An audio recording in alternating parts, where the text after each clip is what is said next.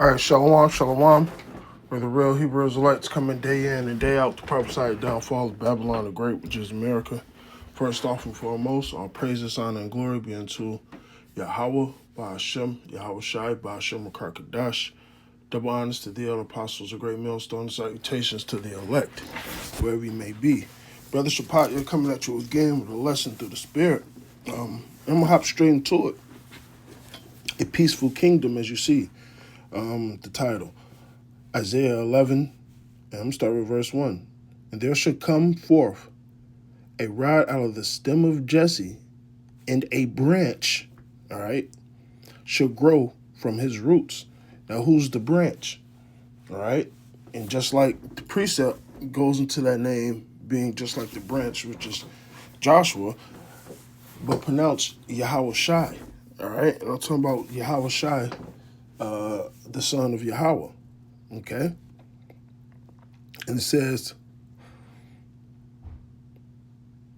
and the spirit of Yahweh shall rest upon him, the spirit of wisdom, understanding, the spirit of counsel and might, and the spirit of knowledge, and of the fear of the Lord. All right? And that was talking about who? Yahawashi, when he was to come. Let's get this.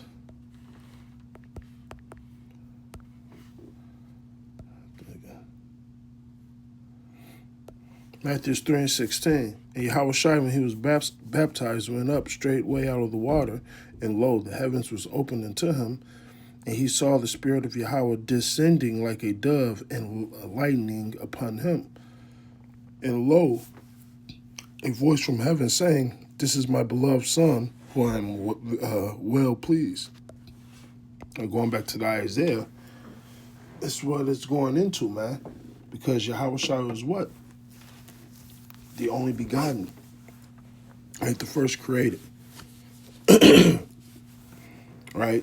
The figure of him who was to come, like Romans goes into, all right? He's the one that loosed the book, okay? So this is the importance of Yahawashi, all right? And to think you have fucking men, all right, that said we don't supposed to worship Yahawashi. So who is this book about? Think about it. This book is about Yahweh, his son, Yahawashi, and his elect. All right? And the first two are the most important ones.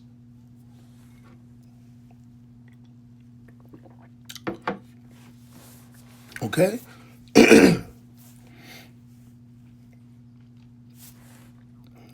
It says,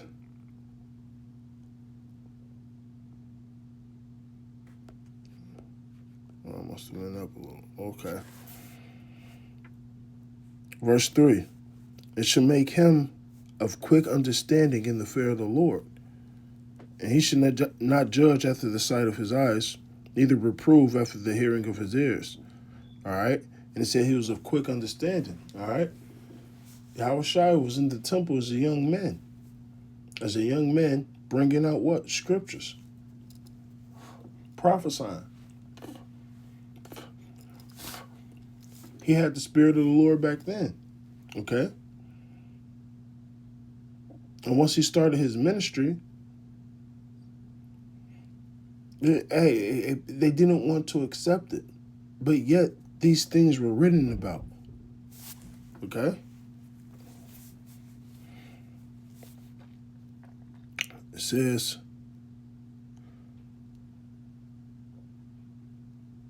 but with righteousness shall he judge the poor, and remove with equity for the meek of the earth. And he shall smite the earth with the rod of his mouth, and with the breath of his lips shall he slay the wicked. And what is that going into? First, when you go into the Thessalonians, all right, Satan is being what? Revealed. All right? By the Spirit of the Lord. Through his what? His prophets. His prophets. All right? And then a double layer of that, all right? When Yahawashi, and when you read Isaiah 63, when you read that 2nd Ezra 13, that blast of smoke and breath and brimstone out of his nostril, Hey, that's a laser beam, man. That's Yahawashi getting his lick back. All right? But it starts with this word. Because how is this devil being revealed? Like Thessalonians going to? By the spirit of his mouth. All right? Once again, who's the spirit of his mouth? Amos 3 and 7. All right? Surely the Lord power will do nothing, but he revealeth his secret to his prophets. Who did Yahawashi reveal his secrets to?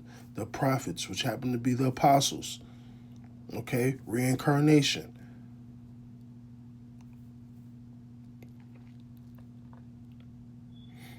Okay? Verse 5. In righteousness shall he be girded of his loins, and faithfulness by the girdle of his reins. The wolf also,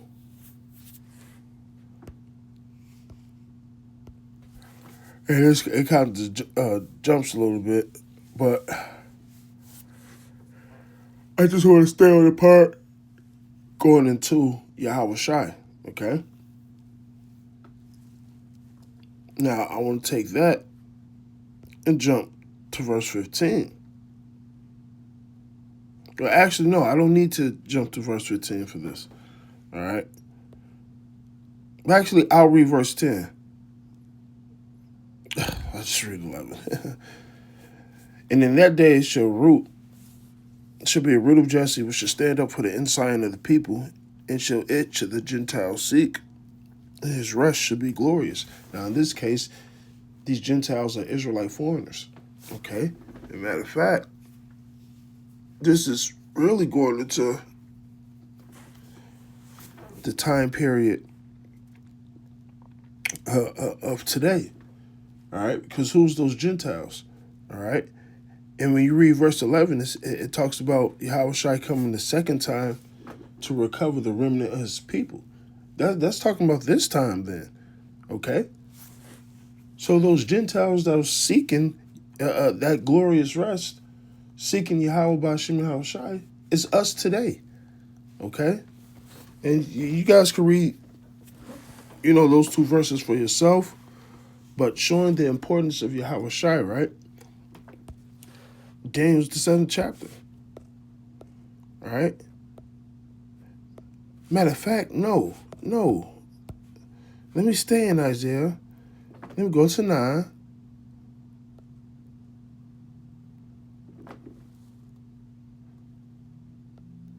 And 6. It says, for unto us a child is born, unto us a son is given, and the government should be upon his shoulders. And his name should be called Wonderful, Counselor, the Mighty Power, the Everlasting Father, the Prince of Peace. And no, they're not the same person. They're two different entities. All right? Adam is considered the father. All right? Which was Yahawashi. All right? The first of the first. It says, of the increase of his government and peace, there should be no end upon the throne of David and upon his kingdom to order it and to establish it with the judgment. Now, who's that talking about? All right, who sat on the throne of David? Solomon. All right, and who was prophesied to receive the stripes of men? Solomon. But Solomon died an old man. When did that happen to Solomon? When he came as Yahawashi. All right? There you go, by the hands of the Romans.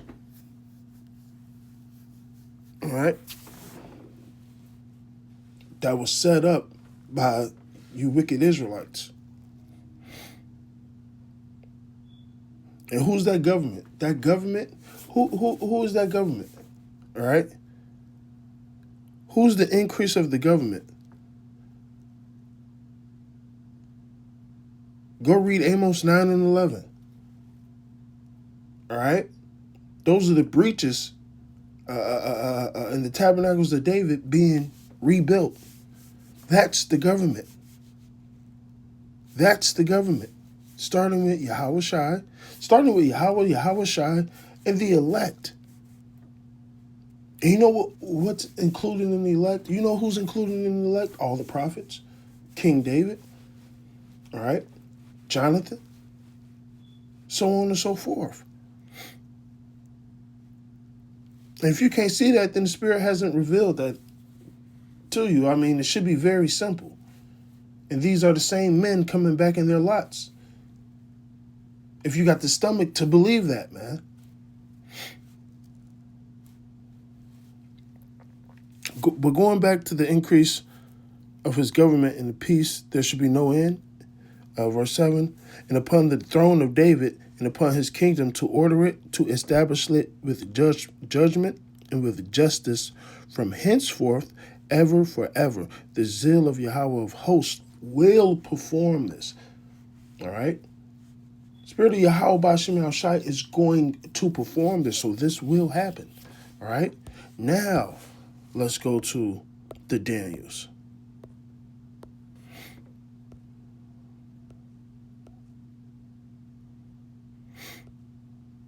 I'm going to Daniel 7 and 9. And I beheld till the thrones were cast down, and the Ancient of Days did sit. All right? Who's the Ancient of Days? Yahweh. Okay? Whose garment was white as snow, and his hair of his head like pure wool. His throne was like a fiery flame, his wheels as a burning fire. All right? Chariot. All right? Hey, even when you was the Ark of Covenant, you had the mercy seat. All right? Vision Yahweh in his chariot sitting in the front seat, pretty much. The seat is like a throne, a chair, what? Call on me, how about Shemal Shai? Put it that way, man. But nonetheless, in his wheels a burning fire, all right?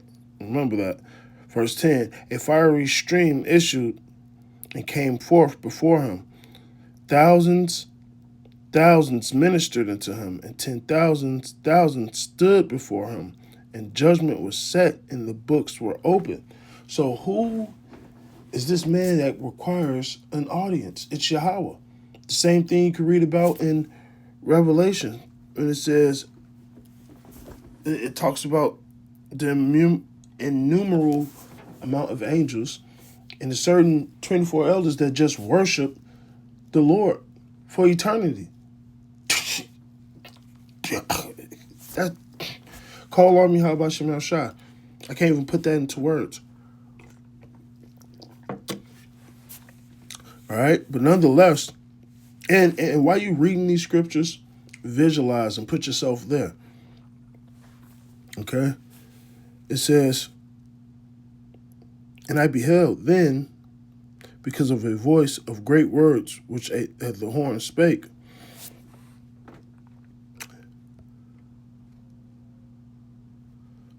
Now I'm gonna jump,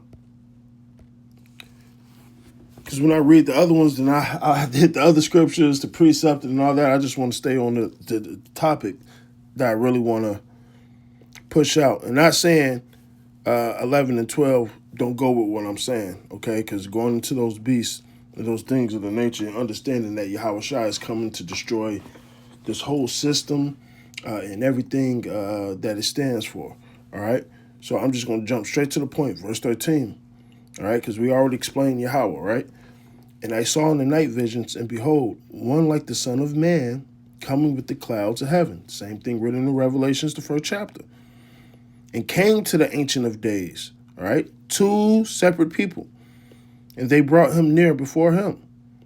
And there was given him dominion and glory, going right back to the Isaiah we was just reading, and a kingdom, all right? So the increase of the government, all right? That all people, nations, all right, languages should serve him, and his dominion should be an everlasting dominion, which shall not pass away, and his kingdom, which should not be destroyed. What did we just read? Verse 7, of the increase of his government, this is in Isaiah, the 9th chapter, And of peace there should be no end upon the throne of David and upon his kingdom, to order it, to establish it with judgment and with justice from henceforth, even forever. The zeal of Yahweh of hosts will perform this. Come on, it's damn near word for word. Not word for word, but the similarity in the spirit of what's being conveyed. Okay? So, the fact that you have guys that either don't believe in Yahawashi or guys that they believe in him, but oh, you don't supposed to worship him. I don't get where they get this concept from. Okay? I don't get where they get that concept from. All right? In the fact that he's the only begotten, Yahweh gave him that breath first, which was a piece of his own spirit. Then all things was created through him. All right? So, the fact that all the angels, including us, have to worship him, there's a sense of positioning. Esdras, 2nd chapter, go read it. One who had a higher stature than the rest. Now the rest received crowns. They were sons of God. This one, he was established a little higher. If you niggas can't accept the lesser role, then that's pride. The Lord put us where he wants us to be, man. We all got a certain role to play. All right? And the Lord got us together for a reason. This pillar is this pillar for a reason. This pillar is that pillar for the reason. And all together it makes up what? The house of Yahawashi, man. All that vainglory, whatever. The Lord set up the glory and the double honors and all that to where it's supposed to go. All right? And when we get our full glory back, oh my gosh, man. Okay? That's why it's wise to be humble now and let the Lord exalt you. All right? And I don't know if you guys believe it or not, but the Lord is getting ready to exalt his elect. And so with that, I pray this was edifying. All praises, honor, and glory be unto Yahweh, Ba'ashem, Yahawashi, Ba'ashem, Kadash. Double honors to thee, elder apostles, a great millstone, salutations to the elect, wherever you may be. Abba, Abba.